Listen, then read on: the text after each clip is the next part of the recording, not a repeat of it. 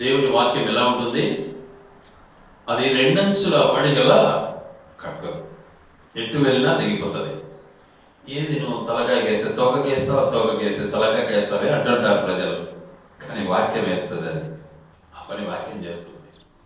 అందుకే చాలా జాగ్రత్తగా నడవాలి, మనం బ్యాలెన్స్గా నడవాలి. ఇటబడిపోకూడదు, ఇటబడిపోకూడదు, కుడి ఎడమలకు తిరగకూడదు, చక్కటి మార్గంలో నడిచేది నేర్చుకోవాలి. చాలా స్పష్టంగా ఉంది వాక్యం. ఈ పరిస్థితి ఎలా ఉంది ఇప్పుడు అంటే, దావీదు మహారాజు ఎక్కడున్నాడు చెప్పాలి అంటే, అబీమెలెకు దగ్గర ఉన్నాడు. అబీమెలెకు రాజు దగ్గర ఉన్నాడు. ఏమై ఉన్నాడు చెప్పాలి అంటే, ఒక విధంగా ఒక బందీగా ఉన్నాడు, లేదా చెప్పాలి అంటే ఒక పనికిరాని వాడిగా ఉన్నాడు, ఇంకా చెప్పాలి అంటే పిచ్చోడుగా ఉన్నాడు. అయినా ఆ స్థితి నుంచి దేవుడు ఆయన విడిపించడానికి ఇష్టపడి ఆ సన్నివేశాన్ని అనుభవించడంలో దేవుడు అనుమతించాడు. అబీమెలెకును దేవుడు జ్ఞాపకం చేసుకున్నాడు, దావీదు మహారాజును దేవుడు జ్ఞాపకం చేసుకున్నాడు. యుద్ధానికి నీవు అవసరం లేదన్నాడు. నువ్వు పిచ్చని వైపోయినావు, నువ్వు వెరివని వైపోయినావు. కానీ దావీదు మహారాజు ఏం చేశాడు? మనము 3వ వచనం ఏమంటుంది? మనము యెహోవాను బట్టి మనము నాతో కూడి యెహోవాను కనపరచండి. ఎందుకు? విడిపించాడు. అబీమెలెకు నుంచి నన్ను విడిపించాడు, యుద్ధం నుంచి నన్ను విడిపించాడు, శత్రువు నుంచి నన్ను విడిపించాడు. నన్ను విడిపించడా? ఖచ్చితంగా విడిపిస్తాడు. కాబట్టి మనము ఏకముగా కూడి అంటాడు, మనం ఏకముగా కూడి ఆయన నామమును కనపరుస్తాం. ఎందుకు? మనం విడిపించేవాడు. మనం ఎప్పుడైతే మొరపెడుతూ ఉంటామో మన మొరను ఆలకించేవాడు, మన యొక్క శత్రు బాధ నుంచి, మన శ్రమల నుంచి మనల్ని విడిపించేవాడు, మన యొక్క ప్రతి కష్ట నష్టం నుంచి మనల్ని కాపాడడానికి ఇష్టపడేవాడు మన దేవుడు. అడవుల్లో పరిగెత్తిపోయాడు దావీదు మహారాజు, కానీ దేవుడు విడిపించాడు, కాపాడాడు, అద్భుత కార్యం చేశాడు. అందుకని ఇక్కడ అంటున్నాడు, ఏమంటున్నాడంటే, ఈ దీనుడు మొరపెట్టగా యెహోవా ఆలకించెను, ఆలకించెను, ఆలకిస్తాడు కాదు, ఆలకించెను. ఈ దీనుడు మొరపెట్టగా దేవుడు ఆలకించెను అని నేను కూడా చెప్పగలను. నా దేవుడు నా మొర వింటాడు. మనందరికీ కాన్ఫిడెన్స్ రావాలి, ఆ నమ్మకం రావాలి, ఆ విశ్వాసం రావాలి. అట్టి విశ్వాసాన్ని మనము కలిగి ఉండటంలో దేవుడు ఆనందించేవాడిగా ఉన్నాడు, గొప్ప కార్యాలు చేసేవాడిగా ఉన్నాడు, అద్భుతమైనటువంటి కార్యాలు చేసేవాడిగా ఉన్నాడు. ఎన్నో గొప్ప గొప్ప కార్యాలు మన పట్ల చేయడానికి ఇష్టపడినటువంటి దేవుడుగా ఉన్నాడు. మన దేవుడు ఎల్లప్పుడూ కూడా ఆయన దృష్టి మనపైన ఉంది. మనం అంత నీతి పరులం కాము, కానీ కృప చేత రక్షణ పొందాము కనుక ఆయన దృష్టి యావత్తు ఎల్లప్పుడూ మనపైన ఉంది. మనం మర్చిపోతూ ఉంటాం. మనకేదో కష్టాలు, బాధలు, లేకపోతే కొన్ని పరిస్థితులు విషమించినప్పుడు, డబ్బులు ఏమి అయినప్పుడు, అవసరం ఉన్నప్పుడు ఏడున్నాడు దేవుడు అంటూ ఉంటాం. ఎల్లప్పుడు మనతో ఉంటాడు, మార్గం చూపిస్తాడు. డిపెండ్ కావడంలే, మనం ఆయన పైన డిపెండ్ కావడంలే. మన పిల్లలు మన పైన డిపెండ్ ఎలా అవుతారో అలాగే మనం అందరం కూడా ఆయన పైన డిపెండ్ అయితే ఖచ్చితంగా మన యొక్క ప్రాబ్లమ్ సాల్వ్ చేయడానికి సిద్ధంగా ఉంటాడు మన దేవుడు. ఇది గొప్పతనం. గనుక ఎల్లప్పుడు కూడా అయితే మనకు కావాల్సింది ఏంటి? వాటిని బట్టి ఏం కావాలి మనకు? చూద్దాం మాటలు. కీర్తనలు 29:2. కీర్తనలు 29:2. యెహోవా నామమునకు చెందవలసిన ప్రభావమును ఆయనకు ఆరోపించుడి, ప్రతిష్ఠితములకు ఆభరణములను ధరించుకొని. అది కావాలి ఆయనకు. మన బంగారు కాదు, దండలు కాదు, లేకపోతే రింగులు కాదు, వడ్డానాలు కాదు, గొలుసులు కాదు. ఏం కావాలి? ప్రతిష్ఠితములకు ఆభరణాలు కావాలి. ప్రతిష్ఠితములకు పరిశుద్ధమైనటువంటి ఆభరణాలు కావాలి. బంగారు స్వచ్ఛమైనదే, కానీ బంగారు దేనికి పోల్చబడింది? చూద్దాం అన్నమాట ఒకసారి. 19వ కీర్తన.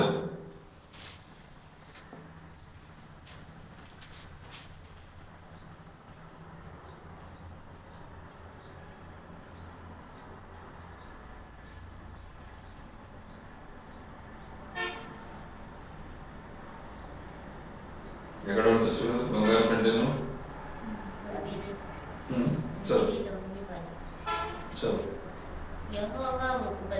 యెహోవా ఉపదేశములు నిర్దోషమైనవి, అవి హృదయమును సంతోషపరచును. యెహోవా ఏర్పరిచిన ధర్మము నిర్మలమైనది, అది కనులకు వెలుగిచ్చును. యెహోవా యందైన భయము పవిత్రమైనది, అవి నిత్యమును నిలుచును. యెహోవా న్యాయ విధులు సత్యమైనవి, అవి కేవలము న్యాయమైనవి. అవి బంగారు కంటెను, విశాలమైన మేలిమి బంగారు కంటెను, కోరదగినవి. తేనె కంటెను, జుంటు తేనె దారుల కంటెను మధురమైనటువంటిది ఆయన వాక్యం, ఆయన మాట, ఆయన చిత్తం, ఆయన ఆజ్ఞ, ఆయన ఆలోచన. అట్టి అమూల్యమైనటువంటి ఆభరణాలు దేవుడు మనకి ఇవ్వాలని ఇష్టపడ్డాడు, ఇచ్చాడు. అట్టి ఆభరణాన్ని మనము త్రోసివేస్తూ ఉంటాం. అట్టి ఆభరణాలు మనం కలిగి ఉండాలని దేవుడు ఇష్టపడ్డాడు. అట్టి ఆభరణాన్ని మనం కలిగి ఉండటంలో దేవుడు ఆనందించేవాడిగా ఉన్నాడు. చూడండి, అట్టి ఆభరణానికి ప్రతీక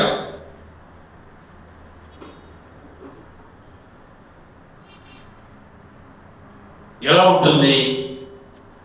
ఎలా మనకు ధరించాలని ఇష్టపడ్డాడు? నిర్గమకాండము 29వ అధ్యాయం. నిర్గమకాండము 29వ అధ్యాయం 30వ వచనం.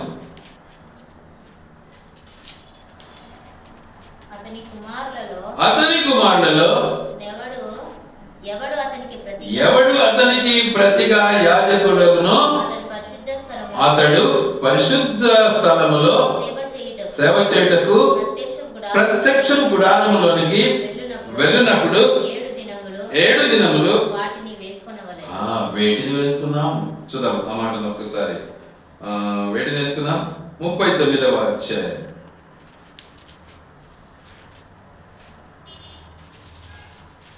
39వ అధ్యాయం 30వ వచనం.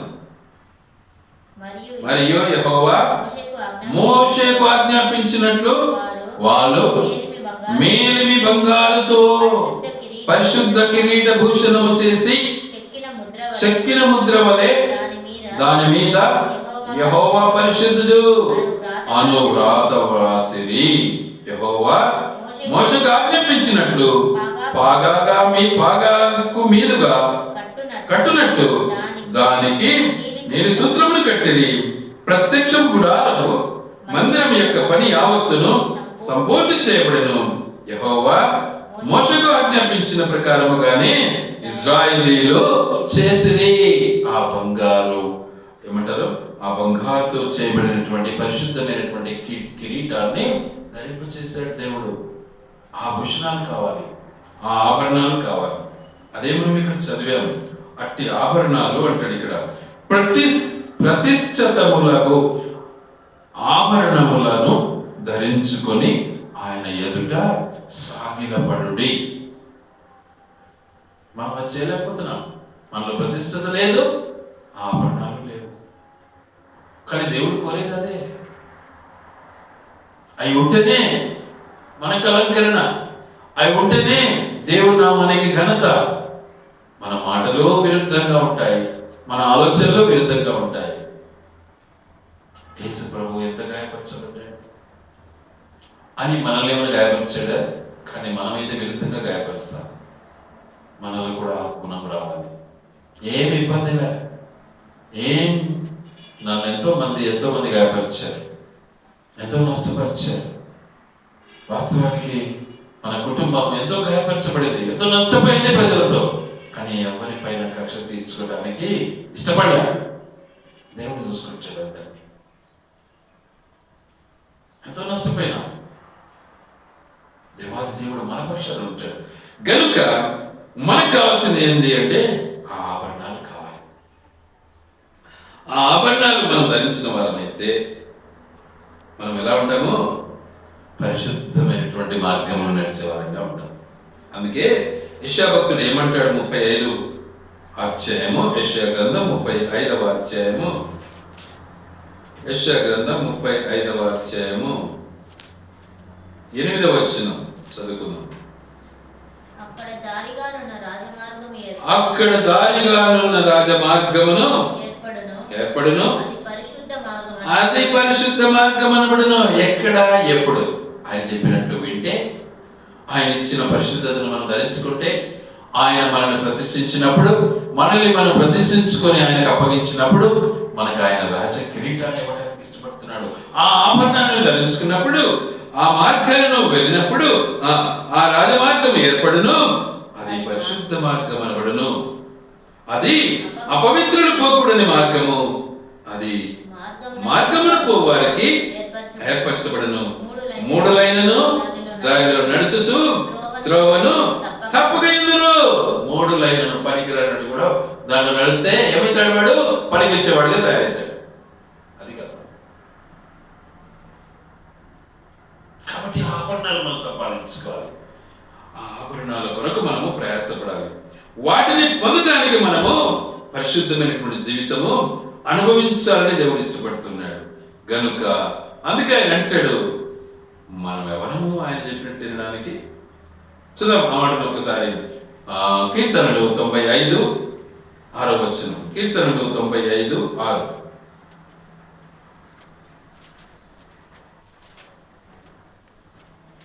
కీర్తనలు 95:6. ఆయన మన దేవుడు, మనము ఆయన పాలించు ప్రజలము, ఆయన మేపు గొర్రెలం. ఎవరు మనమంతా? ఆయన బిడ్డలం, ఆయన పాలించే పిల్లలం, ఆయన మేపే గొర్రెలం. మనం నేర్చుకోవాలి. ఆయన బిడ్డలంగా జీవించాలి. సైతాన్ బిడ్డలంగా ఉండకూడదు మనం. ఆయన మేపే గొర్రెలం, ఆయన పాలించే ప్రజలం. ఆయన ఆధీనంలో మనం ఉండాలి. రాజు ఆధీనంలో లేకపోతే ఏమైపోతాం? చంపేస్తాడు అంతే. మనం అంతే. ఆయన ఆధీనంలో లేము, సైతాను మనల్ని నాశనం చేసేస్తుంది. ఎందులో సందేహం లేదు. కాబట్టి ఆయన ఆధీనంలో మనం ఉండాలి. అప్పుడు నిజంగా ఆయన ఉంటాడు, నేను నిన్ను మేపుతాను, నేను నిన్ను బలపరుస్తాను. 7వ వచనం. రండి నమస్కారం చేసి సాగిలపడదాము, మనల్ని సృజించిన యెహోవా సన్నిధిని మోకరించుదాము. నేడు మీరు ఆయన మాటను అంగీకరించిన ఎడల ఎంత మేలు, ఎంత మేలు. చూసారా? మేళ్ళన్నీ ఆయన దగ్గర ఉన్నాయి. ఆయన మనకు మేలు ఇచ్చే దేవుడు. కాబట్టి ఎల్లప్పుడూ కూడా ఆయన సన్నిధిని మనం కలిగి ఉండాలి. ఆయనలో మనం జీవించాలి. ఆయనతో మనము మెలగాలి. దేవుడు మనల్ని నడిపించే దేవుడు, మనల్ని కాపాడే దేవుడు, భద్రపరిచే దేవుడు, మనల్ని నడిపించడానికి ఇష్టపడుతున్నాడు. ఆ తర్వాత మన బ్రతుకులో వస్తాయి కష్టాలు, బాధలు, సంకటాలు, ఇబ్బందులు అని ఇతరులను మనం దూషించడం మన పని కాదు. అది ఓర్చుకోవడం మన పని. అందుకే వాక్యం ఏమంటుంది అంటే, హెబ్రీయులకు రాసిన పత్రిక 12వ అధ్యాయం, హెబ్రీయులకు రాసిన పత్రిక 12వ అధ్యాయం 10వ వచనం చదువుకుందాం. వారు కొన్ని దినముల మటుకు తమకిష్టం వచ్చినట్టు మనల్ని శిక్షించడు గాని, మనము తన పరిశుద్ధతలో పాలు పొందవలనని మన మేలు కొరకే ఆయన శిక్షించుచున్నాడు. చూసారా? ఈ శిక్షలు, ఈ శిక్షణలు, ఈ నేర్పులు, ఈ యొక్క ట్రైనింగ్, ఇదంతా కూడా మన మేలు కొరకే. ఈరోజు ఇబ్బంది పడినాము, డబ్బుతో మార్గం చూపిస్తాడు ఆయన, మనం తెలుసుకోవడానికే. ఈరోజు కష్టపడుతున్నాం అనారోగ్యాలతో, తెలుసుకోవాలి ఆ మార్గాన్ని మనం. అందుకే ఈ రోగం మనకు వచ్చాయి, అందుకే ఈ బాధలు మనకు వచ్చాయి, అందుకే ఈ కష్టాలు మనకు వచ్చాయి. వాటి నుంచి బయటికి తీయటానికి ఆయన సమర్థుడు, మనమెంతలో. కాబట్టి మనల్ని ఆయన మేపేవాడు, మనల్ని కాపాడేవాడు, మనల్ని నడిపించేవాడు, మనల్ని ముందుకు తీసుకెళ్లేవాడు. కనుక ఎల్లప్పుడూ కూడా ఆయనను మనము ఏం చేయాలి? హానర్ చేయాలి, ఆరాధించాలి, స్తుతించాలి, ఆరాధించాలి, పూజించాలి. ఏమిటితో? ఆయన మనకిచ్చినటువంటి అర్థముతో, ఆనందముతో, ఇంకదేంతో? పరిశుద్ధతతో, హోలీనెస్, బ్యూటీనెస్ అండ్ హోలీనెస్. వీటిని మనము ఆయనకు సొంతం చేయాలి, ఆయనకు అప్పగించాలి. ఆయన మనకి ఇచ్చాడు, ఆయన మేపే గొర్రెల మనం. కనుక ఆయనకు అప్పగించటంలో మనం వెనకంజ వేస్తూ ఉంటాం. మనం ఏదో కొంత మనము దాచిపెట్టుకోవడానికి ప్రయత్నిస్తూ ఉంటాం, ఆయనకు అప్పగించడానికి మనము వెనకంజ వేస్తాం. మన సొంత ఆలోచనకి మనము బానిసలమైపోతూ ఉంటాం.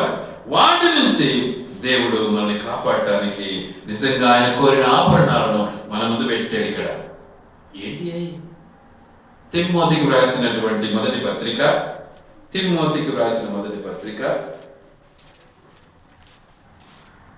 4వ అధ్యాయం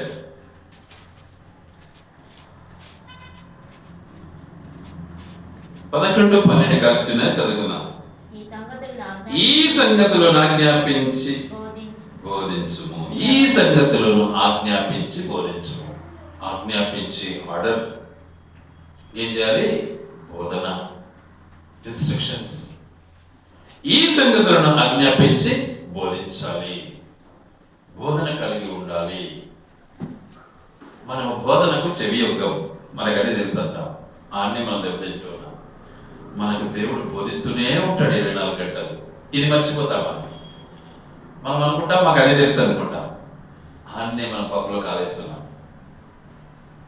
ఆయన బోధకు మనం చెవి ఇవ్వాలి. ఏం బోధిస్తున్నాడో చూద్దామా మాటలు. నీ యవ్వనమును బట్టి ఎవడును నిన్ను తృణీకరింపనీయకము. నంబర్ 1, ఒక్క నిమిషం. నీ యవ్వనమును బట్టి నిన్ను ఎవడును తృణీకరింపనీయకము. నాకేం, నాకు కండలున్నాయి, నాకు అన్ని తెలుసు, నాకు ఆడ ఏమైపోతున్నావు? నీవు పడిపోతున్నావు. దేవుని మాట వింటలే, దేవునికి వ్యతిరేకంగా నడుచుకోవడానికి ప్రయత్నిస్తున్నావు. కాబట్టి వేరే వారికి వ్యతిరేకంగా నడుచుకోవడంలో ఏమైపోతున్నావు? తృణీకరింపబడుతూ ఉన్నావు, దేవునికి దూరం అయిపోతూ ఉన్నావు. మరి ఏం చేయాలి? నెక్స్ట్, ఒకటి మాటలోను, ప్రవర్తనలోను, ప్రేమలోను, విశ్వాసములోను, పవిత్రతలోను మాదిరికరమైనటువంటి జీవితం మనకు కావాలి. ఆడంబరం కాదు మనకు కావాల్సింది, గొప్పతనం కాదు మనకు కావాల్సింది. మన మాటలు ఎలా ఉండాలి? దేవునికి ఇష్టమైన మాటలు కావాలి. మన మాటలు మాట్లాడితే అవతలను చచ్చిపోయేటట్టు మాట్లాడకూడదు. మన మాట దేవునికి ఇష్టమైనదిగా ఉండాలి. తండ్రి, వీరేం చేస్తున్నారో వీరిని క్షమించు, అదే ఆయనకి ఇష్టమైన మాట. ఆ మాట మనం నేర్చుకోవాలి, ఆ మాట మన హృదయంలో పుట్టాలి, ఆ మాట ప్రకారం మనం జీవించాలి. ఆ మాటలు ఏం చేస్తున్నాయి? నిన్ను జీవింప చేస్తున్నాయి. అందుకే మత్తయి సువార్త 4:4 ఏమంటాడు యేసు ప్రభు? చూడండి దయచేసి తొందరగా. మత్తయి 4:4, మత్తయి 4:4. అందుకు ఆయన మనుష్యుడు రొట్టె వలన మాత్రము కాదు కానీ దేవుని నోటి నుండి వచ్చు ప్రతి మాట వలనను చేస్తున్నాడు. చూసారా, మాటలో ఎంత శక్తి ఉంది. ఆ మాట ద్వారా నువ్వు జీవిస్తూ ఉన్నావు ఈరోజు. ఆ మాట లేకపోతే నీకు నాకు ప్రాణమే లేదు, చచ్చిన వాళ్ళమే మనమంతా. ఆ మాట మనకేం పోసింది? ఊపిరి పోసింది. ఆ మాట మనకేం చేసింది? ప్రాణం పోసింది. ఆ మాట మనల్ని నడిపిస్తా ఉంది, జీవింప చేస్తా ఉంది. ఆ మాటకు మనము విలువ ఇవ్వాలి. ఆ ఆ మాటను మనము గౌరవించాలి. ఆ మాటను మనము పరిశుద్ధంగా భావించాలి. ఆ మాట పరిశుద్ధమైనటువంటి మాట. ఆ మాటలో ప్రాణం ఉంది. అట్టి మాటను మనం కలిగి జీవించాలి. ఎట్లుంటుంది ఆ మాట? ఆనందదాయకంగా ఉంటుంది. ఎట్లుంటుంది ఆ మాట? రోగిని స్వస్థపరుస్తుంది. ఎట్లుంటుంది ఆ మాట? ఇతరులను ప్రేమిస్తుంది ఆ మాట. ఆ మాట కావాలి మనకు. మనం ఎల్లప్పుడూ విరుద్ధంగా ఉంటే ఏ ప్రయోజనం? రెండవది, ప్రవర్తనలోనూ కన్వర్సేషన్ ఎలా ఉండాలి? మన ప్రవర్తన ఇతరులకు పరిశుద్ధంగా ఉండాలి. మన యొక్క కన్వర్సేషన్, మన సంభాషణ, మన ప్రవర్తన, మన క్రియలు ఎలా ఉండాలి? ఇతరులను హాని కలిగించేవిగా ఉండకూడదు. మనం వింటున్నాం, చదువుతున్నాం, అనుసరించకపోతే ఏం ప్రయోజనం? ఇవి ఆభరణాలు దేవుడు మనకి ఇచ్చాడు. ఇవి మనం అలంకరించుకోవాలి. నెక్లెస్లు, దండలు, రింగులు, బ్రాస్లెట్లు కాదు. ఇవి దేవుడు ఇచ్చిన ఆభరణాలు మనకు. మన ప్రవర్తన మనం సరి చేసుకోవాలి. ఇంకేమంటున్నాడు అక్కడ?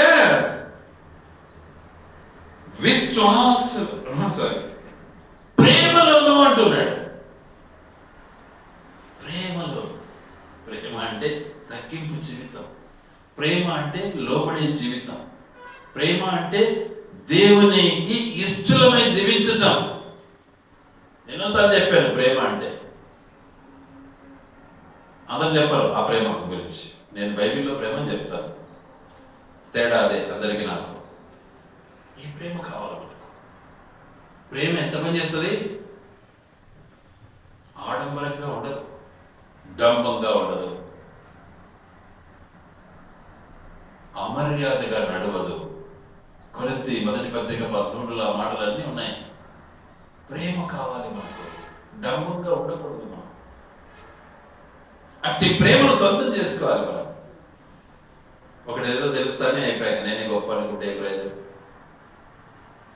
అట్టి ప్రేమను మనం కలిగి ఉండాలి. ఆ ప్రేమ ఏం చేస్తుంది? ఆజ్ఞ ప్రకారం నడుస్తుంది. ఆ ప్రేమ ఏం చేస్తుంది? లోబడుతుంది. ఆ ప్రేమ ఏం చేస్తుంది? తగ్గింపు కలిగి ఉంటుంది. అది ప్రేమ. అది వదిలిపెట్టి మనం ఏదో ప్రేమ అంటే డబ్బుతో గిఫ్ట్లు ఇచ్చుకోవటము, లేకుంటే డబ్బులు ఇచ్చుకోవటము, ఇది కాదు ప్రేమ. అది సహకరించటం లేక సహాయం చేయటం ఉంటే. కాబట్టి మన యొక్క చారిటీ ఎలా ఉండాలి? పరిశుద్ధంగా ఉండాలి. అందుకే అంటాడు 13:13లో ఏమంటాడు? కొరింథీ మొదటి పత్రిక 13:13. కాబట్టి వీటన్నిటిలో అన్నిటిలో కాదు, ముందు విశ్వాసము, నిరీక్షణ, ప్రేమ. ఈ మూడు మనము సంపాదించుకోవాలి. విశ్వాసం, మనం ఆరాధనలో విశ్వాసాన్ని గురించి మనం జ్ఞాపకం చేసుకున్నాం. ఇప్పుడు నిరీక్షణ, ఫెయిత్, లవ్, చారిటీ. వీటన్నిటిలో ప్రాముఖ్యమైనది ఏంటిది? ప్రేమ. ప్రేమ మత్సరపడదు, డంబంగా ప్రవర్తింపదు, ఉప్పొంగదు, అమర్యాదగా నడవదు. మనలో ప్రేమ లేకుంటే అవన్నీ మనకి సొంతమవుతాయి. ప్రేమ ఉంటే అవన్నీ దూరం అయిపోతాయి. అట్టి ప్రేమకు అర్హులం కావాలి. మనం మారాలి. కొంచెమైన మార్పు రావాలి మనలో. మన స్వార్థానికి మనం బానిసలం కాకూడదు. ఎల్లప్పుడు దేవునికి మనం దగ్గర వాలి. మన దేవుడు అలాంటి వాడు. ఇంకేం కావాలంటున్నాడు ఇక్కడ? విశ్వాసములోను, ఫెయిత్. విశ్వాసం ఎలా ఉండాలి? పాపం కనటానికి శక్తి చాలని పరిస్థితి ఎవరిది? శారా. గర్భము దాల్చింది, బిడ్డను కనింది. ఎవరిచ్చారు శక్తి? దేవాది దేవుడు ఇచ్చాడు. 90 సంవత్సరాల్లో బిడ్డ పుట్టడం అంటే మామూలు విషయమా? దేని బట్టి వచ్చింది? విశ్వాసమును బట్టి వచ్చింది. అట్టి విశ్వాసం కావాలి మనకు. కరుణకు శక్తి లేదు, ఇస్సాకును కనింది.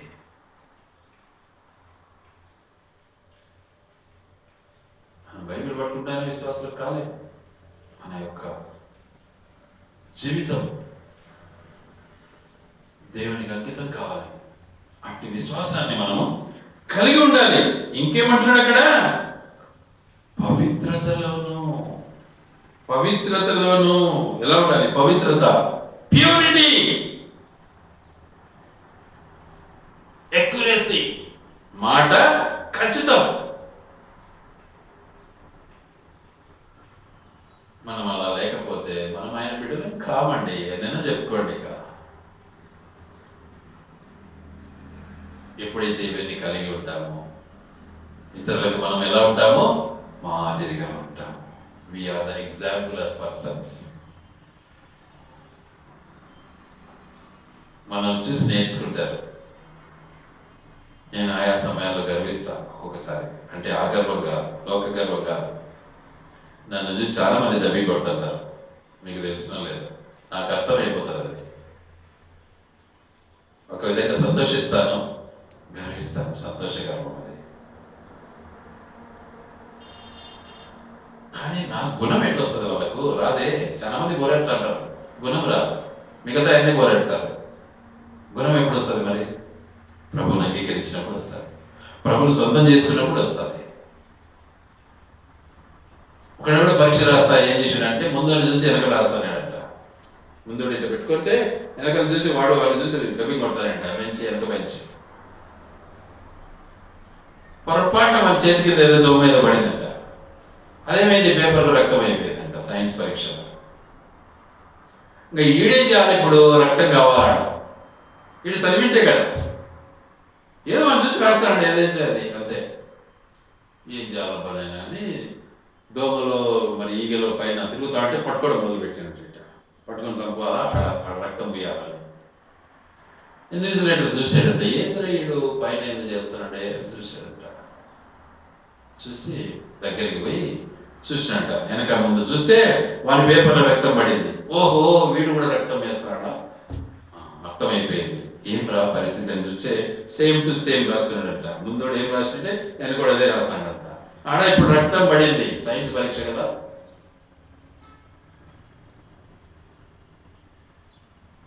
ఎలా డబ్బింగ్ పనిచేస్తుందే? అచ్చే. కానీ ప్రభువును మనము అనుకరణ చేయాలి. ప్రభువును మనము అనుసరించేది నేర్చుకోవాలి. అది మాదిరికరమైన జీవితం. అందుకే ఏమంటాడు ఫిలిప్పీ పత్రిక 2:5లో, క్రీస్తు యేసునకు కలిగిన ఈ మనస్సు మీరు కలిగి ఉండే మనస్సు కావాలి. పై విషయం కాదు. పై విషయం ఎంత డబ్బింగ్ కొడితే ఏమవుతుంది? ఈరోజు పై విషయం ప్రజలందరూ ఏ సినిమా వస్తే ఆ టైపు తయారవుతారు.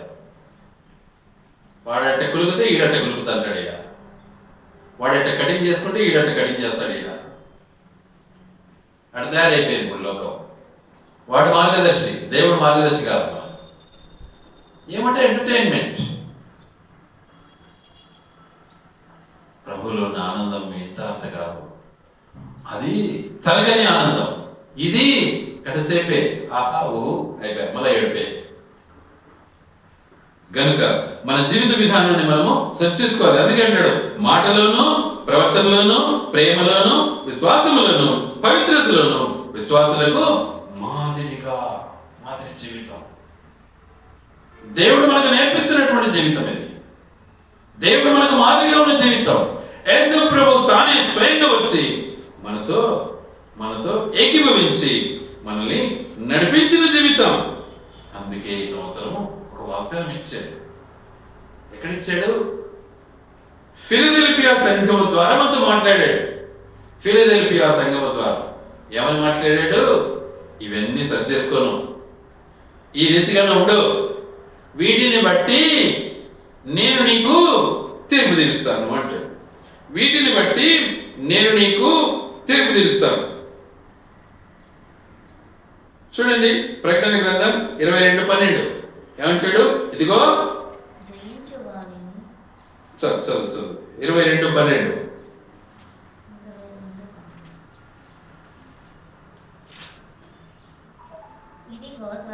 ఇదిగో త్వరగా వచ్చుచున్నాను, వాని క్రియల చొప్పున ప్రతి వానికి ఇచ్చుటకు నేను సిద్ధపరిచిన జీతం నాయకున్నది.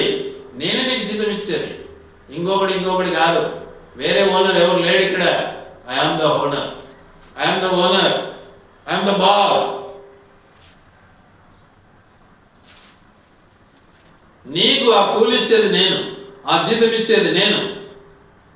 ఈరోజు ఏదో నెలకు 50,000, 30,000, 40,000 మనం కూలు, ఇది వేరు, ఇది ఈ లోక జీవితం.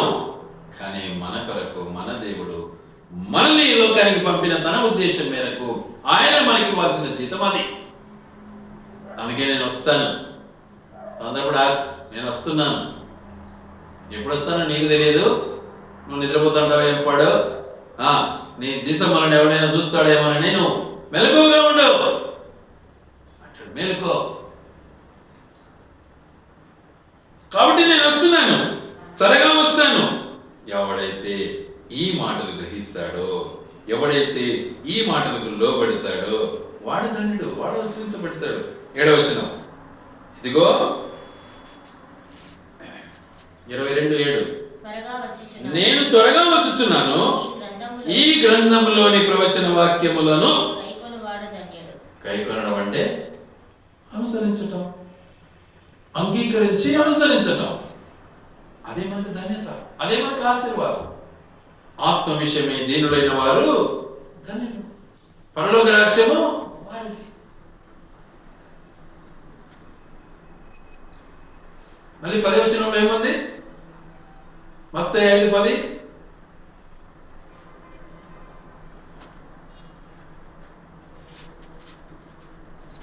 త్వరగా. నీతి నిమిత్తము హింసింపబడు వారు ధనిలు, నేను మంచి పని చేశానే, నాకు ఇబ్బంది జరుగుతూ ఉంది అని బాధపడక్కర్లే. దేవుడు అన్ని చూస్తాడు.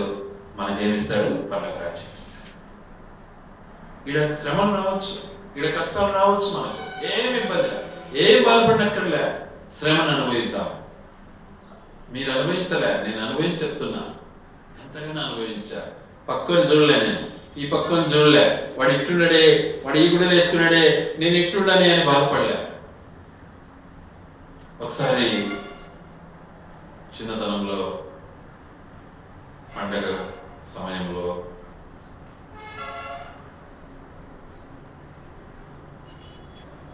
పండగ జరుగుతూ ఉంది. ఆ పండగ రోజు ప్రార్థనలో ఉన్నాం. నేను కాస్త ప్రార్థన విషయంలో కాస్త ఇంట్రెస్టెడ్, ప్లస్ ఎక్కువ నాకు బాధ్యత. అక్కడ లైట్స్ కానీ చూసుకోవాలా, అవన్నీ చిన్నతనంలోనే దేవుడు ఇచ్చాడు నాకు ఆ పని. అయితే పండగ రోజు నాకు మా అమ్మకు బట్టలు లేవు, బట్టలు కూడా లేవు. ఉన్న వాటిని ఉతుక్కొని వేసుకున్నా, ఆ పని చేస్తున్నా. మాస్టర్ గారు ఏం చేశారంటే, నేను చేస్తా ఉంటే ఏదో కొంచెం డిలే అయింది కథ. ఆ పని చేయడంలో జనాలంతా కూర్చున్నారు. పండగ రోజు వాక్యం ఇస్తున్నాడు. ఆ మాట అనేసాడు. వీడికి అంటే నేను బాబు అంటారులే. బాబుకు పండుగలో కొత్త బట్టలు లేవు, అందుకే కొంచెం నిరుత్సాహంగా ఉన్నాడు, బాధపడుతున్నాడు, బాధలో ఉన్నాడు, అందుకే ఈ పని చేయలేకపోయినాడు అన్నాడు. ఇంకా వేరే తిరుగు అన్నాడు. ఆ మాట బాగుండదని నేను ఇట్లా చెప్తున్నా. చాలా బాధ వేసింది. కానీ పండుగలో బట్టలు లేవని బాధపడడం ఎందుకు? దేవుడు ఇచ్చిన కాడికి చాలు. కానీ వాళ్ళకున్నాయి, నాకు లేదే అని నేను ఏడ్చలే. మా అమ్మ కూడా ఏడ్చలే. మా అమ్మ అయితే నా గురించి ఏడ్చేది, కానీ వాళ్ళకుందే నాకు లేదని ఏడుపు అయితే మాకు లేదు. ఎల్లప్పుడూ ప్రభువును ఆరాధించేవాడు. నాకు ఎప్పుడు జ్ఞాపకం వస్తుంది అన్నమాట. నేను అందుకే ఈరోజు పల్లెకి వెళ్ళాలనుకున్నాను. ఈరోజు అక్కడ ఆరాధన ఉంది. సాయంత్రము అర్పణ, ఏమంటారు దాన్ని, అర్పణల పండుగ ఈరోజు. పండుగ అంటే పండుగ ఉండదు, అర్పణలు అనేది తెస్తారు ఈరోజు. పండిన పంటలో మనం కూడా ఇవ్వాలి మనకు దేవుడు ఇచ్చిన కాడికి.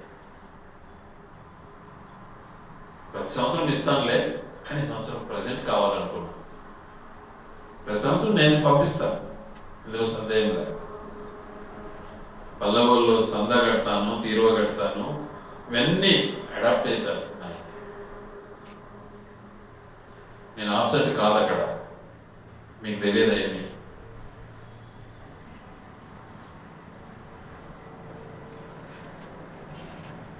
కాబట్టి దేవుడిచ్చినటువంటి ఆ ఆభరణం, అందుకే అంటాడు నీతి నిమిత్తము హింసింపబడివాడు ధన్యుడు, వాడు పరలోకము ఏమైంది వానిది సొంతం. ఈ కూలి నువ్వు సంపాదించుకోవాలి. ఉలిక్కి పడితే ఎట్లా వస్తుంది మనకు? అది రాదు కదా. దాన్ని అధిగమించాలి. దాన్ని ఏం చేయాలి? అధిగమించాలి. అప్పుడు మనం ధన్యులం అవుతాం. దేవుడు మనకు సిద్ధం చేశాడు. గనుక మనము ఏం చేద్దాము? ఏకముగా కూడి, ఐక్యతగా కూడి, ఏక మనస్సు కలిగిన వారమై, ఒక్కొక్కరు ఒక్కొక్కటి కాదు, ఒక్కొక్క విధం కాదు, ఐక్యత కావాలి. అదే క్రీస్తు ప్రేమ. అందుకే 3వ వచనంలో ఏమంటాడు? మనం ఏకముగా కూడి ఆయన నామమును కనపరుస్తాం. అప్పుడు మనకి ఇవన్నీ కూడా లభిస్తాయి. మనం ఆనందిస్తాం, సంతోషిస్తాం, ఆయన రాజ్యంలో మనము ప్రవేశిస్తాం. దేవుడి మాటలు ఆయన వెనుకల్లో దీవించి ఆశీర్వదించును గాక.